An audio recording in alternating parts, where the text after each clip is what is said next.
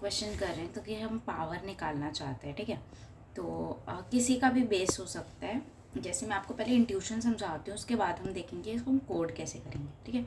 तो जैसे कि मान लो कि आपको दिया है 2 का पावर, आपको 5 लाना था, आपको पता है 32 है, तो मैं स्टार्ट ही करूँगी 5 से, ठीक है।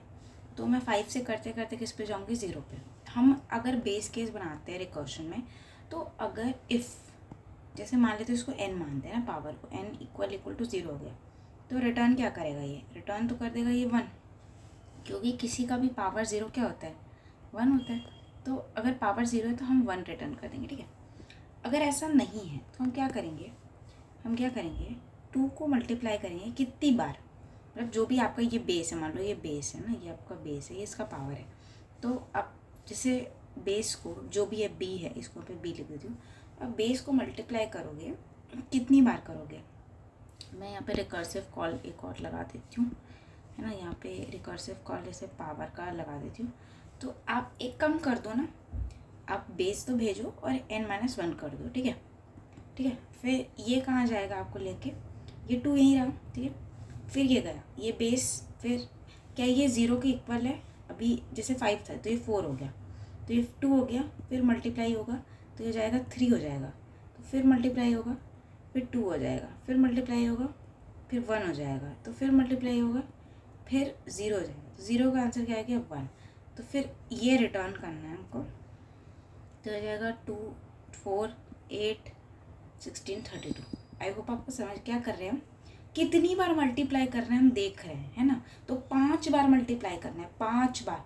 तो रुकेंगे कब आप, है ना। 0 पे हम 1 रिटर्न कर सकते हैं, या फिर अगर आप 1 पे जाना चाहते हो, n इक्वल टू 1 करना चाहते हो, तो आप वहाँ पे रिटर्न कर दोगे आपका b, ठीक है। वहीं पे यहाँ पे ये आ जाता और ये इतना ही दे देता। पर मैं हमेशा करती हूँ कि सेफेस्ट क्या होगा, है ना, जो कांस्टेंट हो वो आपका आंसर आप 1 लिख दो, ठीक है। तो मैंने यही लिख दिया, ईजी सा है। देखो अगर 0 है तो हमको 1 करना है, क्योंकि हमको पता है किसी का भी पावर क्या होता है, वो है 0। हमको रिटर्न क्या करना है, वो बेस जो भी है 2, उसको कितनी बार मल्टीप्लाई करना है, एक बार तो कर दिया। अब उसके पीछे जाओ, मतलब एक तो हो गया ना, 5 टाइम्स करना है। अगर 2 का पावर हम 5 निकाल रहे हैं, 2 का पावर 5 निकाल, 5 टाइम तो करना, एक बार तो हो गया, तो 4, फिर 3, फिर 2, फिर 1, फिर जब 0 आया तो क्या रिटर्न हो जाएगा, 1, और ये बेस केस में पूरा 32 आपका रिटर्न हो जाएगा। तो ये इजी था क्वेश्चन था, बट आपको समझाने के लिए थोड़ा सा मतलब अच्छा क्वेश्चन है ना। तो आई होप आपको समझ में आ गया होगा। ये 2 का पावर 0 के लिए 1 आएगा, और ये कितने बार मल्टीप्लाई करना है, कितने बार मल्टीप्लाई करना है, दैट इज़ द थिंग यहाँ पे, ठीक है। 2 ही चीज़ थी यहाँ पे। Always remember you have to go with the base case, क्या है आपका, and then the main case, मतलब जो बाकी रिकर्शन वाला है मेन केस, उसको मैं बोलती हूँ रिकर्सिव केस, ठीक है। अब हमको क्या करना है कि अगर आपको दिया है 5, जैसे कोई भी नंबर दिया है, तो आपको उस नंबर से लेके लास्ट नंबर तक 1 तक आपको उसका वो सबका सम निकालना है।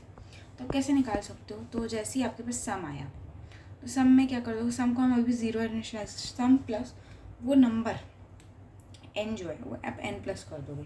फिर आप रिकर्सिव कॉल में मान लो अगर आप सम टोटल सम बना रहे हो, टोटल सम, तो आप क्या भेजोगे, आप ये सम तो भेजोगे ही, और ये n-1 भेजोगे। तो जैसे जैसे 5 आया, तो अभी सम 0 था, तो क्या आया 0, तो सम में क्या आ जाएगा 0 + 5, तो ये 5 आ गया।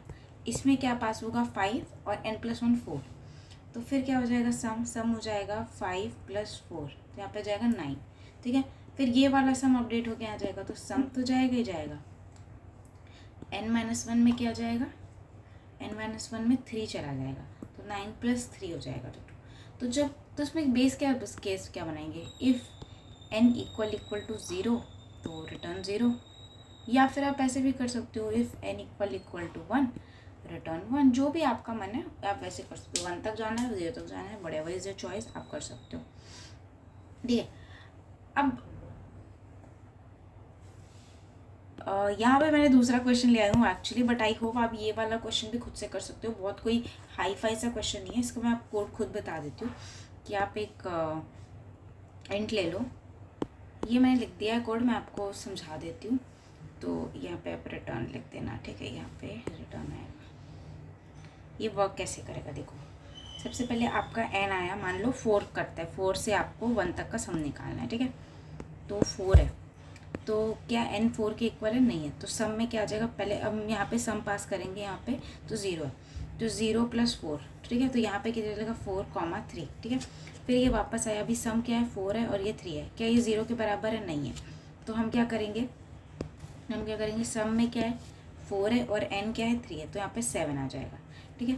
तो अब सम कितना जाएगा, यहाँ पे 7 जाएगा और n कितना जाएगा 2 जाएगा, ठीक है। अब ये यहाँ पे आया, फिर चेक किया क्या n 0 है, नहीं n तो 2 है, तो सम में जाएगा 7 + 2 9 आ गया। अब उसके बाद फिर ये 2 से 1 हो जाएगा, है ना, और ये 9 हो जाएगा। फिर आके अंदर चेक किया, यहाँ पे क्या 1 के इक्वल है? नहीं है, 1 के इक्वल नहीं है। तो हम क्या करेंगे, सम को क्या कर देंगे, सम है 9 + 1, तो ये 10 हो गया। तो यहाँ पे भेजेंगे 10, 0, तो फिर हम यहाँ पे आए, तो ये 0 के इक्वल, तो रिटर्न क्या कर देंगे, सम क्या आपका 10। आई होप आपको समझ में आ गया, ज़्यादा वो नहीं था। एक चीज़ याद रखना कि यहाँ पे बहुत लोग n 0 की जगह 0 भेज देते हैं, यहाँ पे आपको ऐसा नहीं करना है। 0 भेजोगे तो आंसर आपको 0 आएगा, नहीं, आपको सम, अगर आप बेस केस पे पहुँच गए, हमने पहले तो कंप्यूटेशन कर ली ना सारी, 5 जब 4 पे थे, 3 पे थे, 2 पे थे, 1 पे थे, तो हम सारी कंप्यूटेशन करके हम पहुँचे हैं ना 0 पे। तो 0 पे हम डायरेक्ट अपना सम जो है वो हम रिटर्न कर देंगे।